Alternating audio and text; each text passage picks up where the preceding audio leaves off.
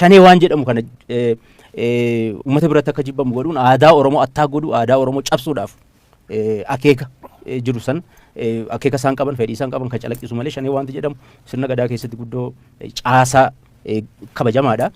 Akka adda bilisummaa Oromoo amanutti dimookiraasiin qofti gahaa mitiidha. Walqixxummaan barbaachisaadha. Sabab sablammootiin yoo waliin jiraatan walqixxummaadhaan jiraachuu qaba jedhee tamana kun gadaarraa kan maddu jechuudha. Filannoo irra ija kaawwate uummati keenya. Filannoo abdate. Hooggana kiyya filannoo kanaaniin hooggana naaf hojjetu na tajaajilu maddisiifadhaa jedhee abdiirra kaayate. Haala politikaa biyya kanaa walii gala yoo akka gaariitti tasgabbiidhaan gamaa gamtee mootummaa kana hin fedhu. Ka fedhu jiru. Majooritiin harki guddaan biyya kanaa jijjiirama barbaada. Jaarmiyaa siyaasaa biraadhaan buluu gaggeeffamuu barbaada. Akeekni siyaasaa adda bilisummaa Oromoo qabsoo abaa'otiin gaggeeffamu sirna afaan qawweetiin Oromoof Oromiyaa cabsee biyya keenya irratti ijaarame Oromoo irraa kaasuudhaan Oromiyaa keessatti uummanni Oromoo hacuuccaa fi saamicha bifa hundaa irraa walaba ta'ee hiree ofiin akka murteeffatuuf qabsaa jechuudha. Caasaa sirna gadaa keessatti shanee jechuun gartuu sirna gadaa keessatti hojii raawwachiisuuf dirqamitti kenname jechuudha. Qaamni nageenyaa godinaalee Oromiyaa garii keessatti aantummaa uummataa qaban ni jiru. Kan kun beekamuu qaba. Hunda isaaniitiin hamaadha jechuun gaarii miti. Warri loojikii jiru hubatan rakkoo Oromoo irra jiru warri hubatan akka gaariitti jiru. Inumaayyuu dimookiraasiin biyya kana keessatti babal'achuu qofti nageenya akka fidu warri amanan ni jiru. Isaan kun hojii adda addaatiif warri nu bobbaanu gargaarsa gaarii warri nu godhan ni jiru.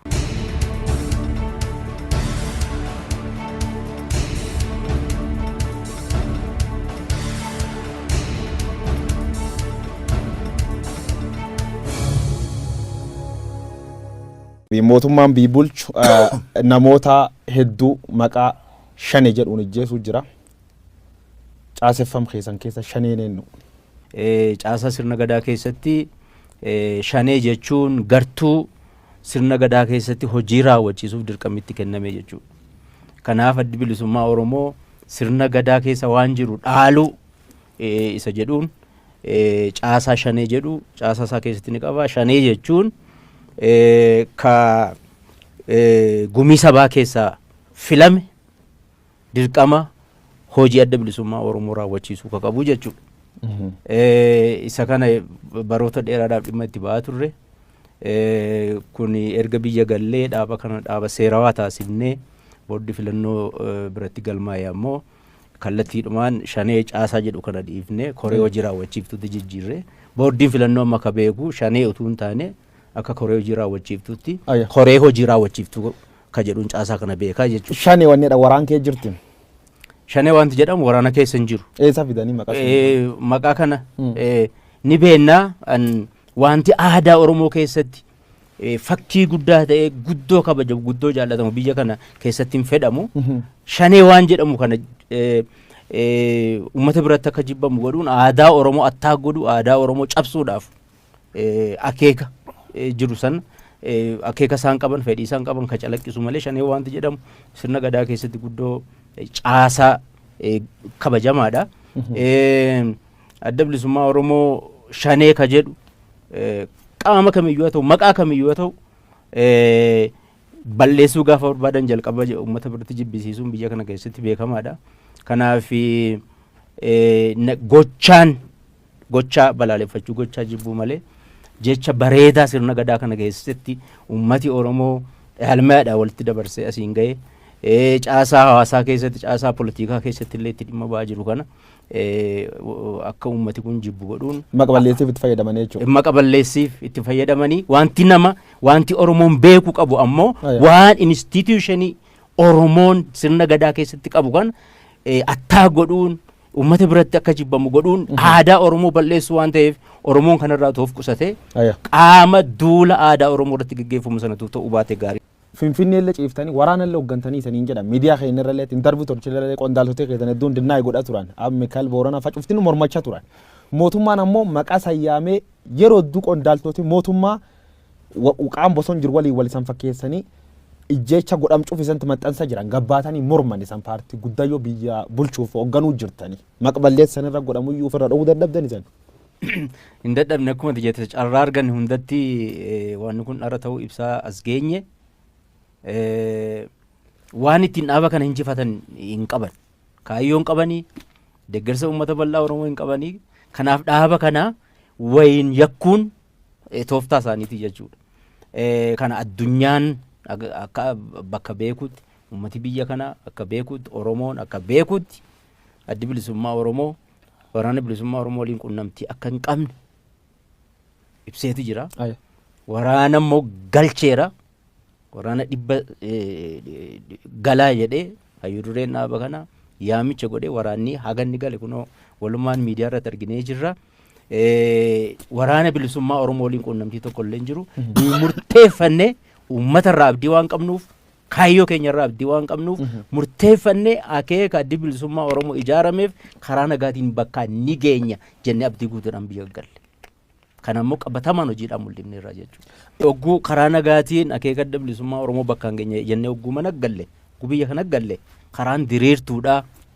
Bu'aa bahii hin qabdu hidhaan hin jiru ajjechaan hin jiru ka jedhu guutuutti amanuu wannoo dhabuu irraati miti shakkuu dhabuu irraati miti. Ni beekna kun hundi akka ta'u akka namni miidhamu akka namni ajjeefamu wanni kanaaf kana fakkaatu akka nurra ga'uu danda'u ni beekna.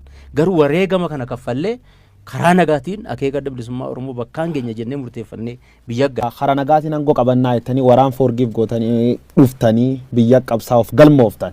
Kataatuutu immoo miseensi keessanii dhama jiraachuu isaniyyuu wanni adda adda sanarra dhaqqabuuf dedeebiftanii karaa press release-tiin uummata if godhuu jirtan. Yoo wanni kun akkanumaan itti fufti agudhumaa wareegan barbaachisa kaffaluuf harum kanaan deemtamoo optionii dhibii yaaduu qabdan. Optioniin kenna. Optioniin adda bilisummaa Oromoo aadha hanga zaatti qabsoo karaa nagaati. Ofirratti amantii guddoo qabna. Ofirratti amantii guddoo uummata Oromoo irraa qabna.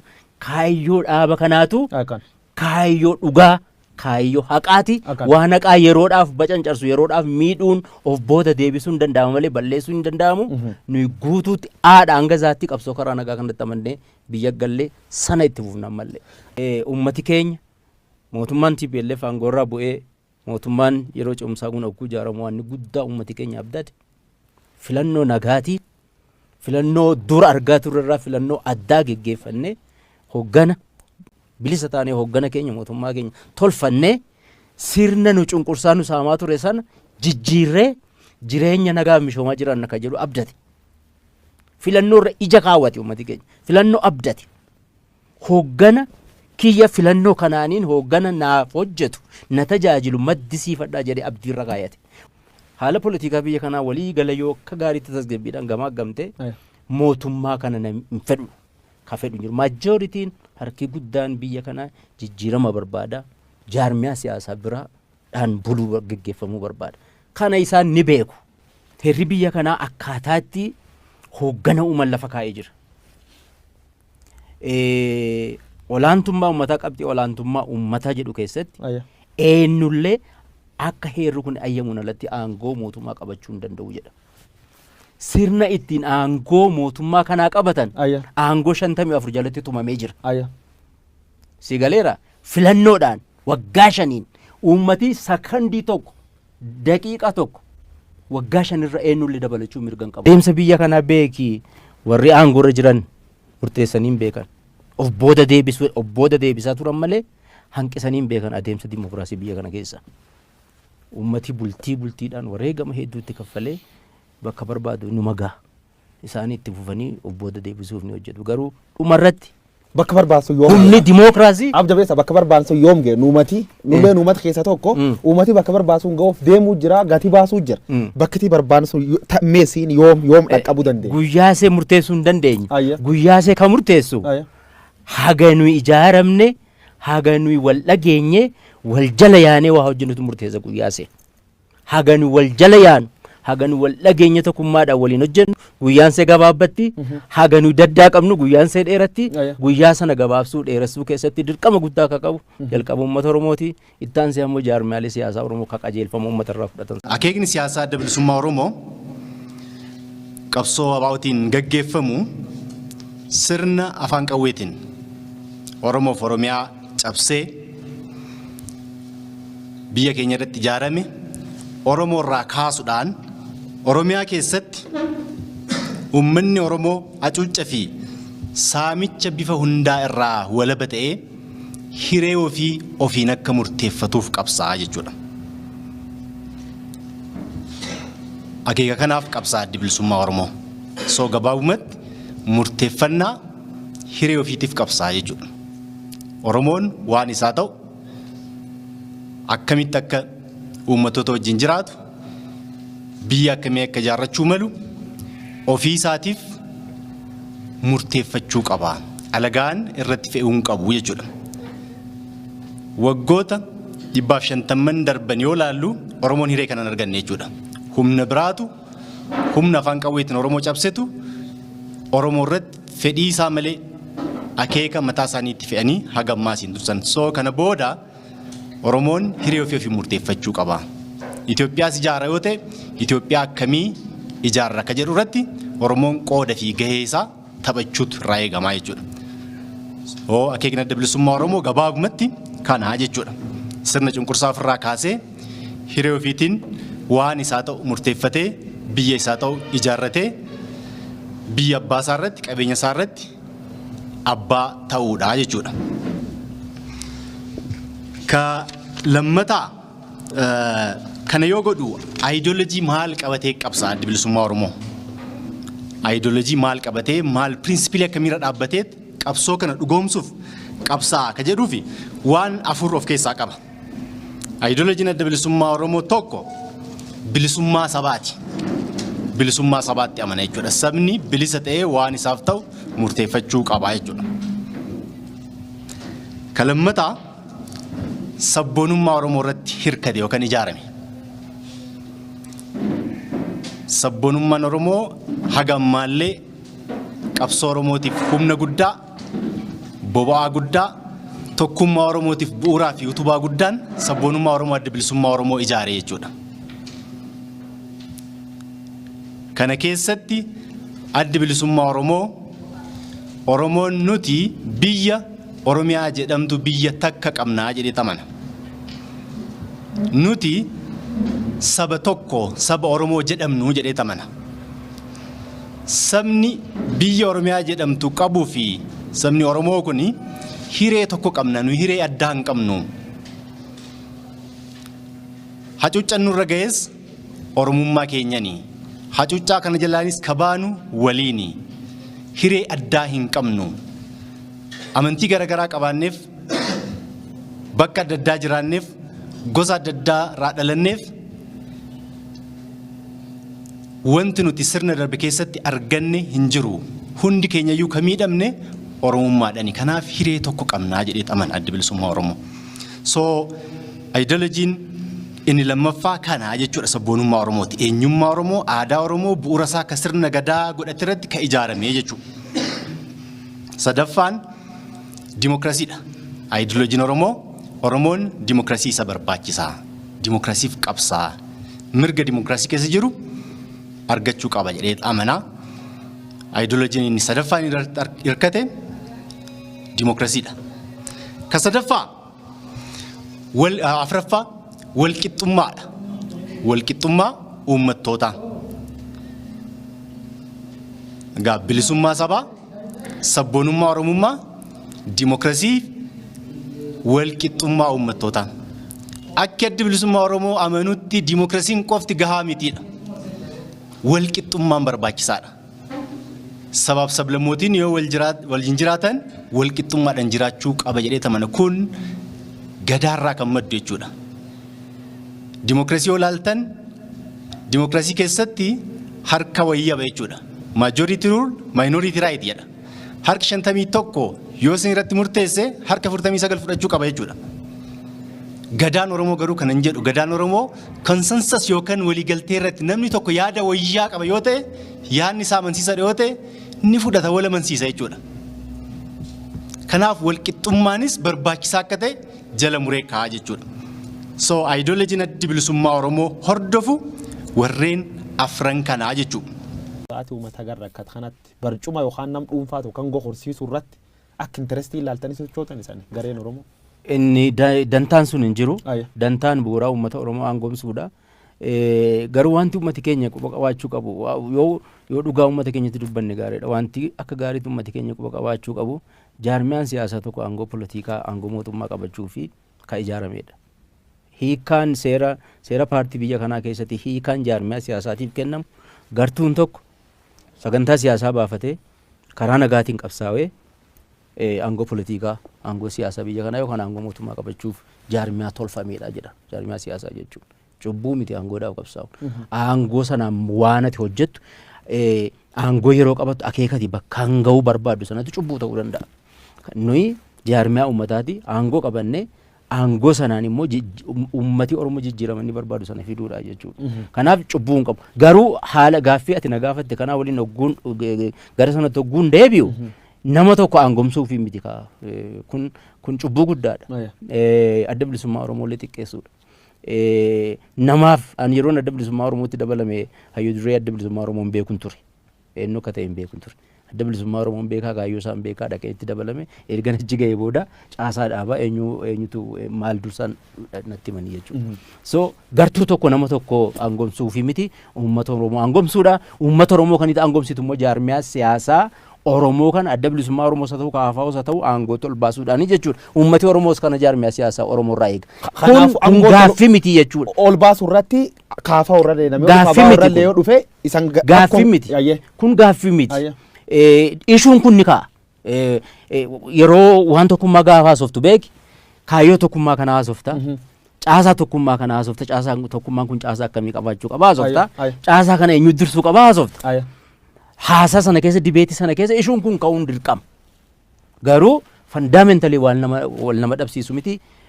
Deemee tokkummaa nama beeki guyyaa tokkotti dhufu guyyaa lamatti dhufu ishuulee inni ka'u irratti mari'attaa wal dhabdaa ni deemtaa.